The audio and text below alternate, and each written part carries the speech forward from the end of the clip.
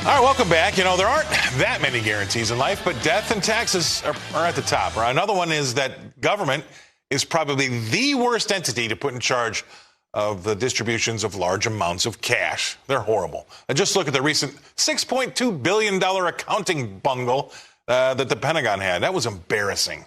And that seemed to be a common denominator, though, with them, right? Consider the Payment Protection Program. Remember PPP during the pandemic, which was really meant to keep businesses afloat that the government forced to shut down. A recent study by the Small Business Administration shows that there may have been up to $20 billion in fraud. You don't say. Surprise, surprise.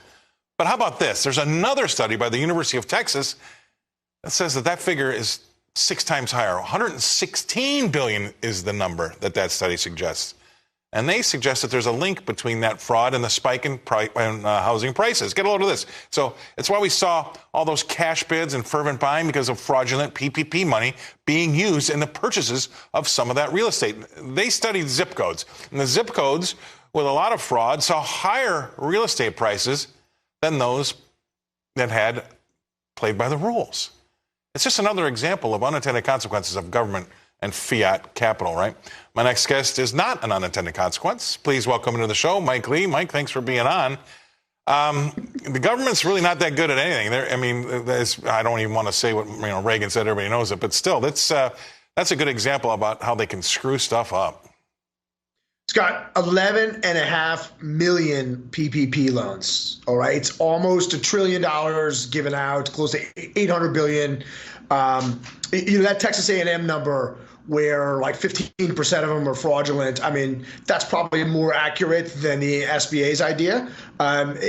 These programs were so massive and so large, and it's just another highlight of how this virus was bad, but nowhere near as bad as our government's response to it.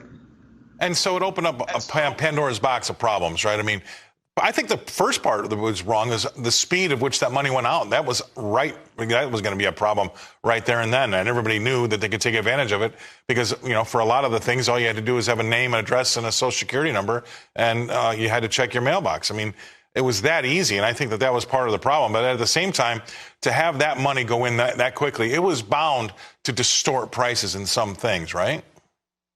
Yeah, absolutely. Look, there were 3 major rounds of stimulus. After the first one, it should have been like everything should have been tied to like the total and complete reopening of an economy.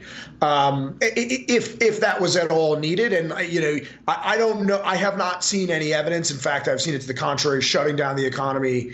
And all the measures the government took caused more human loss of life than the actual preventative measures. And we are going to live with the mess of this for forever.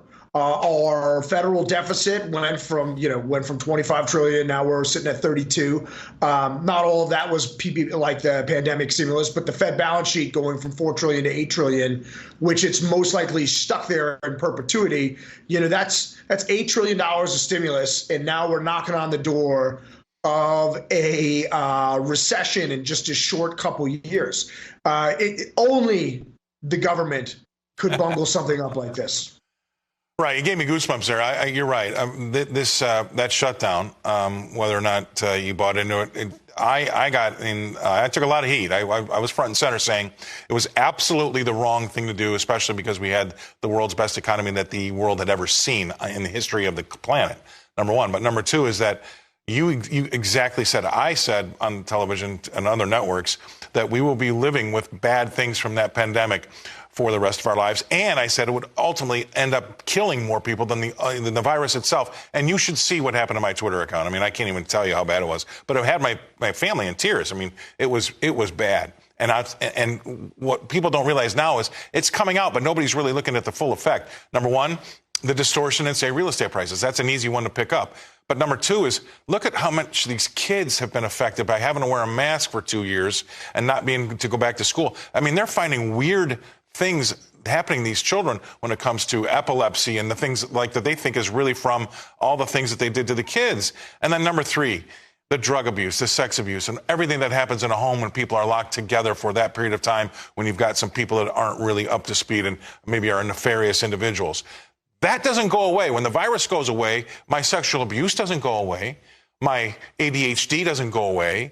So the idea that you can shut the best thing in the world down and not have any consequences, I mean, I just think we were really rash. I know that going back to the time, people will say, well, we just didn't know, and there was a lot of people afraid. I was afraid. Don't get me wrong.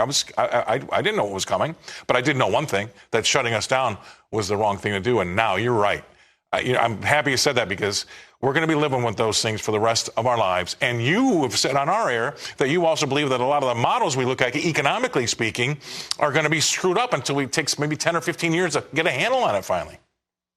Scott, payroll taxes, so what's withheld for Social Security and Medicare, are down 20% year over year in both the first 2 quarters. Okay, how is that happening with an unemployment rate? Yep.